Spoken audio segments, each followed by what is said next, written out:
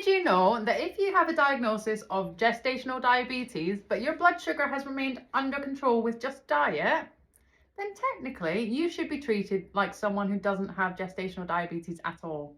Gestational diabetes really is only a massive issue if it can't be controlled, if you're having to take medicine for it. But actually, if you are diet controlled, then like Alex said, you should be treated like everyone else. Your choices shouldn't be hampered by it. You should be having open conversations with the healthcare professionals, and they should be giving you evidence-based information. And that information will tell you that actually you can get on and birth your baby in whatever way you want because your gestational diabetes is controlled.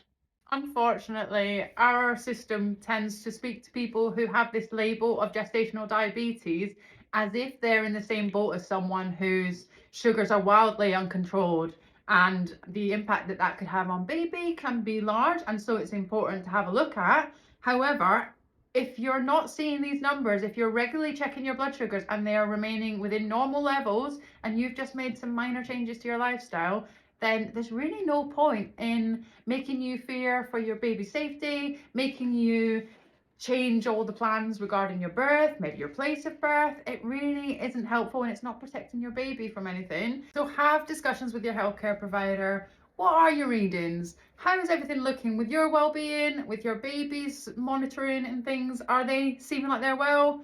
Is everything well with you? In which case you can go ahead and plan for your birth in any way you choose, taking that into account. Sometimes what we find is that some people, they may only be a fraction over what is considered the norms when it comes to gestational diabetes, but they can still be treated as if, like Alex said, they were wildly over. So it is worth taking into account that you are an individual, and actually your gestational diabetes is individualized as well, and not just being thrown under umbrella of this is what everybody gets. There are some amazing places you can get resources for gestational diabetes, and actually there's free podcasts that I would highly recommend that if you have gestational diabetes you go and listen to.